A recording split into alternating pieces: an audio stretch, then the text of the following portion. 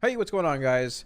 Kalamazi here, and I can safely say that in today's Shadowlands beta build, Shadowlands Alpha has finally gone to beta, there were a handful of changes that were made for Warlock, mainly revolving around destruction, some talents, some tuning, things like that. So I want to first of all talk to you guys a little bit about that in this video, and number two, I want to get to talking about Decimating Bolt.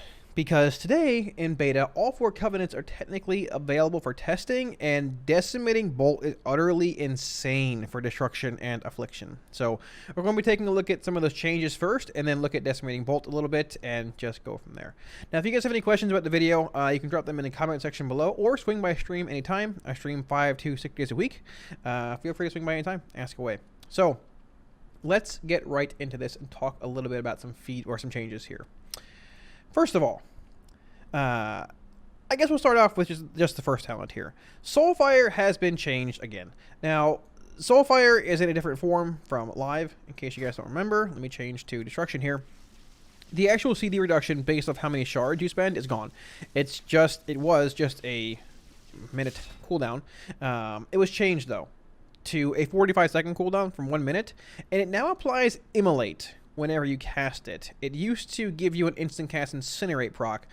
Now, I have to say, I really wish they would take the baseline Soulfire CD reduction that we have on live and apply it to this version of Soulfire. It's not that I don't like the Immolate being applied. It sort of feels like, you know, they're doubling down on the kickstart your damage precast spell that they talked about a few weeks ago for destruction, having it also apply Immolate, meaning you can go Soulfire into your Infernal and start spamming Chaos Bolts or whatever. The thing is, though, the way I look at it, you could Havoc a Soulfire before. And if we tab back over to game here, Soulfire deals roughly 4,300 damage. It's a 3.7 second cast, but if you open the spellbook here, because Incinerate is bugged right now, Incinerate deals 657 fire damage, right? So if you're comparing Soulfire to Incinerate, say in a Havoc window, you're basically going to get 2 Havoc Incinerates off, dealing with Havoc, damage modifier being in place. Roughly, what, 2,100 damage, give or take a bit. It's late. I'm tired. Comparatively to a Havoc Soulfire dealing probably 7,000 damage, relatively evenly split over 2 targets, but you also get a Soul Shard back from that, or 2 Soul Shards generated from that Soulfire. It does indeed Havoc, giving you 2 Soul Shards back. Applying Immolate is indeed impactful too, but I'm going to be real here. If a target spawns, I want to have my Immolate rolling on it before 5 seconds pass, basically. I'm going to Immolate it and then go into my Havoc, into my Soulfire, if we're even playing that talent. Having the instant cast Incinerate proc also gave you the option of going Soulfire, Conflag Chaos Bolt Havoc, Conflag Bolt, and Bolt again, depending how many shards or resources or time you had left in your Havoc. Because keep in mind, Havoc's duration was extended by 2 seconds a few builds ago as well. So I like the CD reduction. I wish it had sort of that Soul Shard spending reduction built in from live. It's cool. I think a minute was too long. You can still Havoc it, but I'm not really sure how I feel about Immolate being applied here. I think it might be better if you're using it as a single target caster, like spell, like at the start of a fight. But probably loses value in a Havoc window. So, second change here. Internal Combustion was changed back to 5 seconds instead of 7. Basically, it was buffed 2 builds ago. It's Internal Combustion. Casting Chaos Bolt with this talent selected basically made your Chaos Bolt consume 7 seconds of Immolate. This was changed recently. It was more or less looked at as a buff, I think. But the feedback that I actually gave on it, I think the general consensus of a lot of the community was that the changes, the 7 second consumption extension basically, is going to make it frustrating to play with in a sense. Because on live right now, we're playing with, 200% haste with Flashpoint or whatever. And even without it, we're playing at 60, 70, 80% baseline haste with Expedient and things. And yes, that's going to go away, and ISD is still good, but being on a template character, it feels really slow. Even at max level, being 60 in Shadowlands, with relative gear, we're not going to have the haste we have now. I think having 7 seconds for IC might have been a bit excessive, and I said that. I gave feedback on that. It's going to make it harder to manage or Immolate those low haste levels. It's going to make Havoc management more of a pain. So I like the reversion here. It's solid. The third change here, they both sort of go hand in hand. It's the Shadowburn. Shadowburn has been reverted to 2 charges. I thought it was 2 the whole time. I don't know when they made it 1 in Shadowlands. But it's back to 2.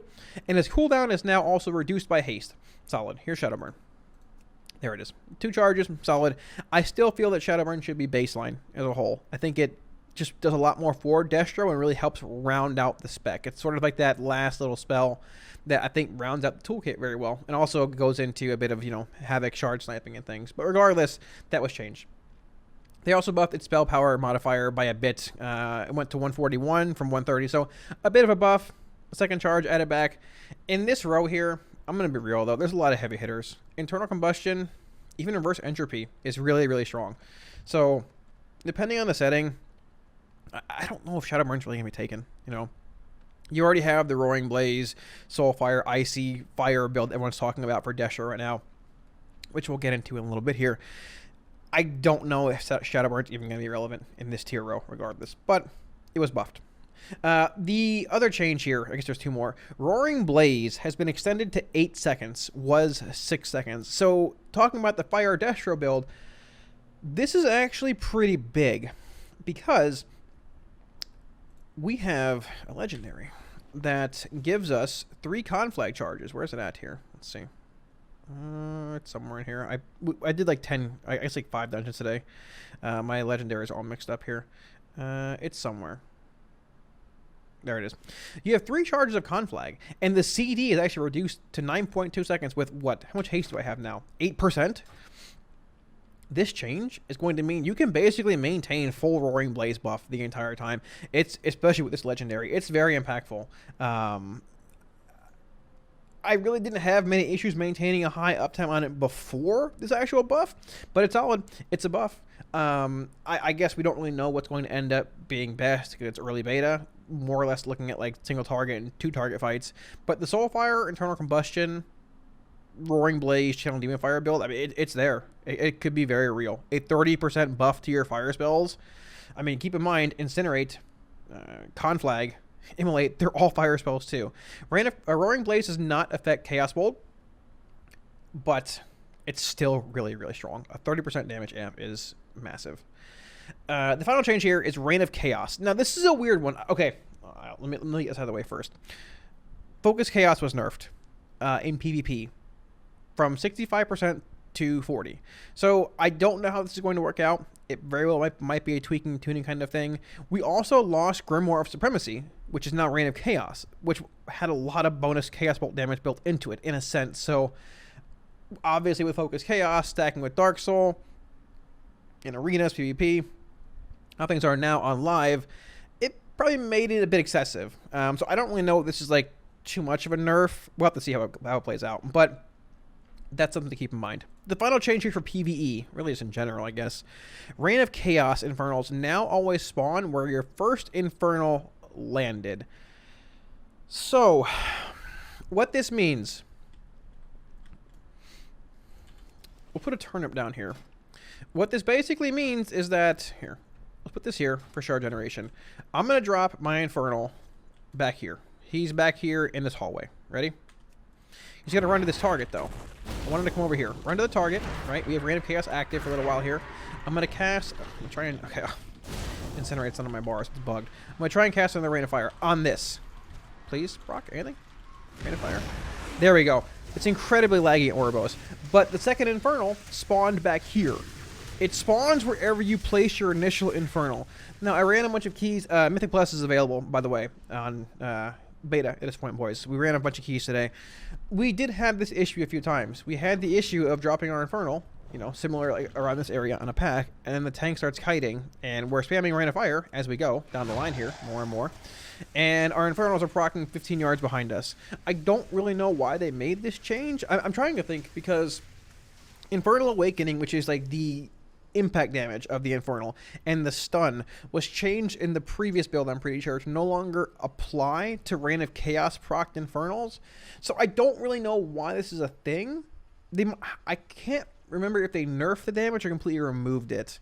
But if you look at it, like Infernal Awakening in logs, in Mythic Plus runs or dungeon runs on Alpha or Beta, I'm sorry right now, it is not it lost a lot of overall damage as far as that's concerned. So I don't love this change. I don't really know why it was made. I'm curious to see the reasoning, but that is indeed the case right now with Infernals and just Reign of Chaos. So still, Reign of Chaos is very strong. The bad luck protection, I mean, it actually does feel like it's there. Most of the time, we played a lot of Destro tonight. Most of the time, we procced at least 2 Infernals for 3 total whenever we dropped our own Infernal. I think we had up to 6 or 7 actual procs in one Infernal. Every single shard spender procced an Infernal. It was insane. So I like the talent. It's still RNG. And who knows if Roaring Blaze is going to be the better build here, but it's still solid, even with the actual Infernal placement changes and things. Okay, so the second thing that I want to talk to you guys about, and probably the most exciting, most impactful thing that I saw all night tonight is, like I said, all 4 Covenants are available for testing. Decimating Bolt is utterly insane. This ability is so crazy for Destro locks and Affliction locks. Decimating Bolt has a 45-second cooldown. Hurls bolts of decimating magic at your target, dealing 2,000 damage with increasing damage of your next... while increasing the damage of your next 3 Drain Souls by 200%. This is Shadow Bolt baseline for app. We're playing Drain Soul here. This is Shadow Bolt baseline for Demonology, and this is Incinerate baseline for Destruction. Now, I will say, I think this ability is very, very underwhelming for Destruction. Sorry, for Demonology. It probably should be changed to Demon Bolt for Demonology. I think it fits the thematic feel of just the class, the spec, everything. It's very, very lackluster for Demo. And honestly, even with it changing to Demon Bolt, I don't think it would be, as good as Destro and AF. So, Decimating Bolt. It increases the damage of Drain Soul by 200% whenever you hit the target. However, Decimating Bolt's damage and the bonus damage to Drain Soul increases as your target's health decreases. So basically, here's what we're going to do. We're going to attack this mob. We're going to wait to apply our Decimating Bolt. If we did it now, it would be a 200% damage amp, right? We're going to wait a little bit. We're going to wait. We're going to wait. We're going to pull our pet off about now. We're going to cast Decimating Bolt. Damage of Drain Soul increased by 346. Let's go attack this next Plague Dow's Remnant. Holy cow, dude. It actually just gets chunked. That was 1 Drain Soul. And it actually didn't even consume the full stack, which is a bit odd there. Might be a bug. But, oh, we actually had 3. Never mind, we're good. So, the Decimating Bolt damage buff is for 1 entire Drain Soul tick, and we have 3 stacks. So, it technically goes for 3 full drains. It's one full Drain Soul channel, and it has 3 stacks. So you can get 3 full Drain Soul channels out with this damage buff. The crazy thing is, when you actually stack this a little bit higher, we had a 392 damage amp earlier, I believe, in one of the keys we ran. I could show you here. And you get into Execute as Affliction. Here are some logs, some Halls of Atonement. We played Affliction earlier. If we go to the 4th boss, the logs are actually combining every single pack together, so we have to go in here manually. Here's DPS from the final boss. So, if we go to this fight and basically select all of this, here's overall damage, right? The first half of the fight, basically, yeah, I mean, we're about there. DK's ahead of us. If we go to the last part of this fight, where we actually had Decimating Bolt go off with the boss at low health, and get some Drain Soul damage in, we're ahead by a little bit, by just a little bit, just a smidgen, just a little bit. If you go to our damage breakdown, 60% of our damage is Drain Soul. This is actually on the low side. We saw 75-80% earlier on one boss in the last bit of Execute. Drain Soul hits so incredibly hard, it's not even funny. We had 4 casts. If we go into the actual damage breakdown here, you can see it hit him, the max tick. You can see this here. Is 9,111 damage. That is a lot right now. And that's not even a full drain. That is a periodic tick in the channel, which I believe ticks 4 times. It's actually insane. It is so incredibly powerful for Affliction. And the crazy thing is, even when you go in as Destruction, it's just about as powerful. Because you can do the same kind of shard, or the same kind of like snapshotting with a mob at low health. For instance, let's go... Okay, well, Incinerate's bugged on Alpha. But what we could do here, we could take Incinerate. See, I put Shadow up on my bars. Nice. What we could do here is essentially the same thing. You can get this mob low on health and just straight up cast your Decimating Bolt. Just get it low, cast your Bolt, get the actual buff here, right? The buff lasts for 45 seconds. We have a damage amp of 361 here. If we were able to cast Incinerate, it would destroy this thing. It lasts for 45 seconds, basically until Decimating Bolt comes back off CD. So you can snipe a pack and go into a boss and have a buffed Incinerate, buffed Drain Soul, and later on into that boss, get even more value and execute range. The big thing here for destruction, though, when you actually play Fire and Brimstone, and you're able to snipe a mob that's lower in a pack, even by a little bit, maybe a 280% damage amp, maybe a little more, and then cleave onto the rest of them with your Incinerates, you're hitting for 4,000 and 5,000 damage. It's insane. I mean, a baseline Incinerate hits for what? It's normally like 6,000, but it's actually buffed here. The buff that's actually applying to this. There you go. It was 3,000. Now it's 600, and that wasn't even a huge buff. If it crits, you're looking at 9,000 damage off of one Incinerate, and the shard generation is ridiculous. It's so incredibly powerful, and it's really cool because it sort of brings back snapshotting, which is something that people have, in a sense, it does.